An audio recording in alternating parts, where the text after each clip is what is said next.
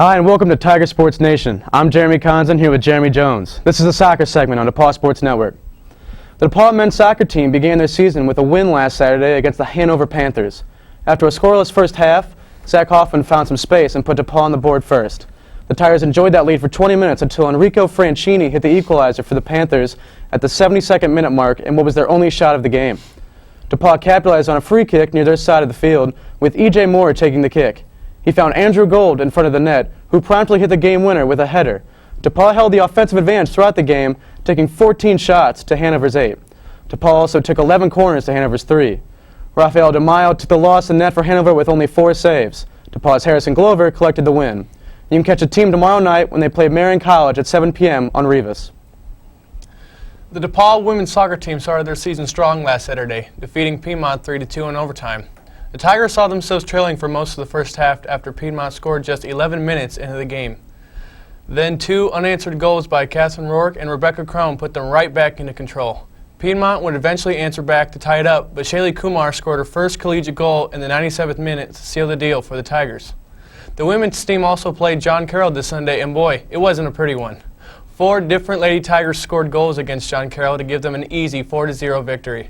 The Tigers outshot John Carroll 19-8 and won the corner advantage 12-1. The Tigers are now 3-0 and host Rose Holman Saturday for their home opener. Stay tuned for more on Tiger Sports Network.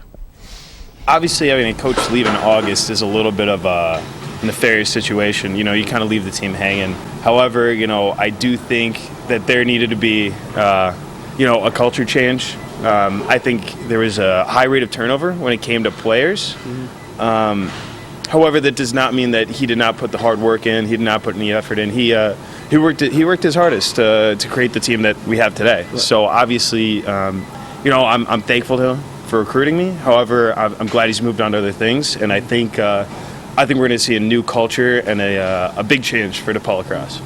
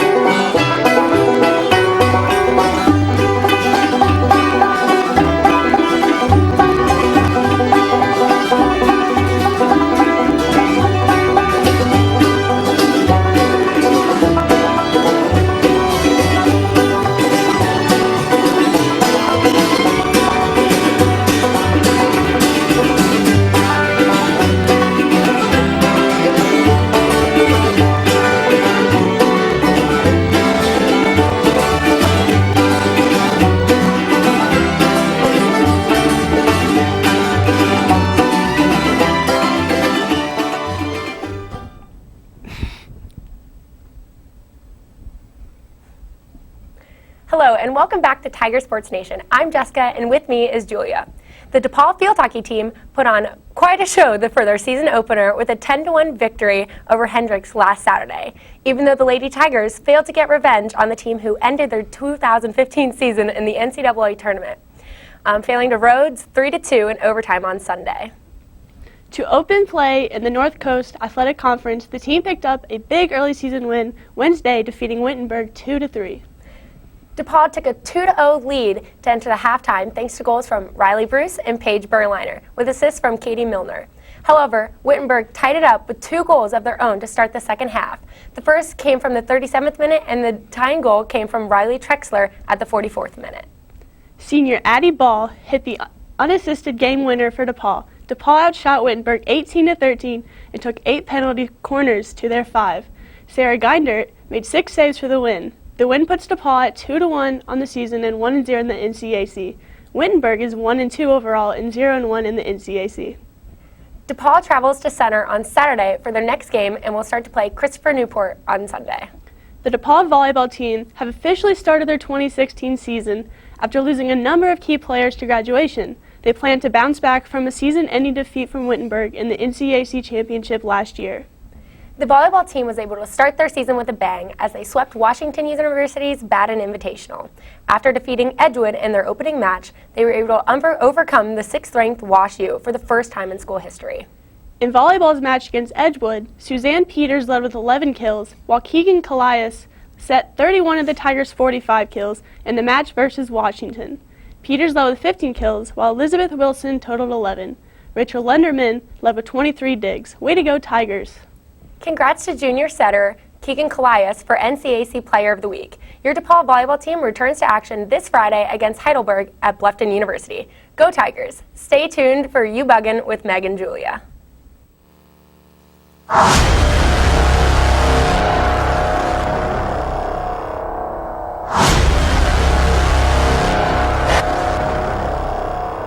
And in position of General Manager, Tom Crispin. Executive Producer, Katie Browning.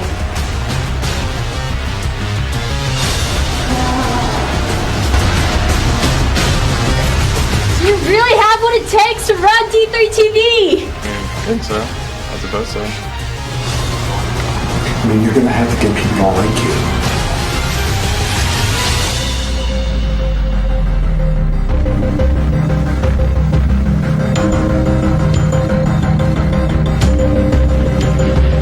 Now, push up, go! Are you serious? You are pitiful, sir. Harder, go! Not a favorite, nope.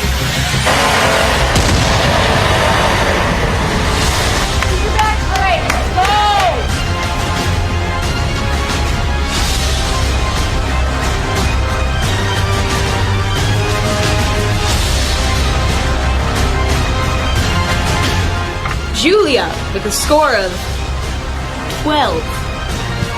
And Jessica with a score of 2.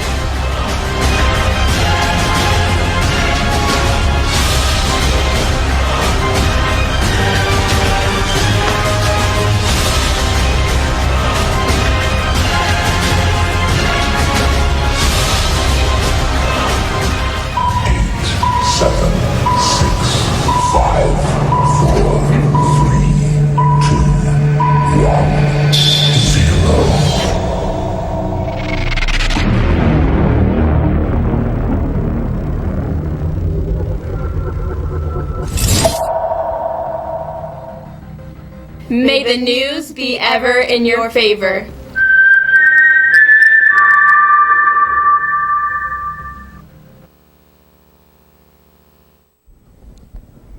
Hello, sports fans of DePaul, and welcome to your favorite part of Tiger Sports Nation, You Buggin'. I'm Meg Morrow, and this is Julia Briggs, your awesome host for this segment. That's true, we are awesome. And let me tell you what I'm bugging about right now. So, in the real sports world, Tim Tebow has officially signed a contract with the New York Mets, because that went so well last time he signed a professional sports contract in New York. Remember the Jets? The Mets general manager, Sandy Alderson, is keen to stress that this was not a publicity stunt and that they genuinely believe in Tebow's baseball ability, despite the fact that he hasn't played since high school. Following the fact that Tebow has already started selling signed baseballs and bats over the internet, before even securing a contract, proves that no matter how good of a guy Tebow may seem to be, he is undeniably turning into a Kardashian of the sports world. Maybe the Mets don't want him to be a publicity stunt, but that's just what he is at this point in his career. He'll start his career for the Mets Instructional League this fall in St. Lucie, Florida. Tim Tebow, you buggin'. Greetings, sporty people of America. I am Julia Briggs. 2 words for you. Michael Phelps. You've heard a lot about him. Probably that he's some kind of Olympic swimmer, merman, dude who wins things or something. Same. But just in case you didn't know much about him, I'll give you a brief overview. This kid bugs me. How the heck does one human conquer so much? Did you know he was afraid of water when he was younger? But I guess he overcame that fear pretty quick, because in 2000, Phelps, a mere 15-year-old boy, qualified for his first of 5 Olympics. He didn't take long to kick off from that, because in the year 2001, 1 year later, he broke his first world record that he would eventually come to break once again, so blah, blah, blah, blah, blah. Phelps goes on between the years of 2004 to 2008 to win a number of other world records in not only his signature stroke, butterfly, but in backstroke, freestyle, and whatever else mermen do. During that time, however, the merfolk still fall victim to temptation. They're not exempt. So, Phelps, unfortunately, finds himself in a sticky situation where he receives a DUI in November after the Olympics in Athens, for which he spent 18 months while in probation. He apologized, though, and then, as merfolk do, won 7 out of the 8 events he competed in the 2007 World Championships. 5 of them were world records, mind you. And alas, skipping ahead to when we thought Phelps was going to retire. After his victorious 2012 Olympics, he comes back once again this year. This dude can't quit. All in all, this creature won about, 28 medals, 23 of them being gold. You know, you think that, the leprechauns are looking for the gold, but it's the merfolk. So, Michael Phelps, you buggin'. That's all for our show tonight. Tune in next week at 7:30, same time every week, to see your favorite anchors. Good night, world. Good night, world.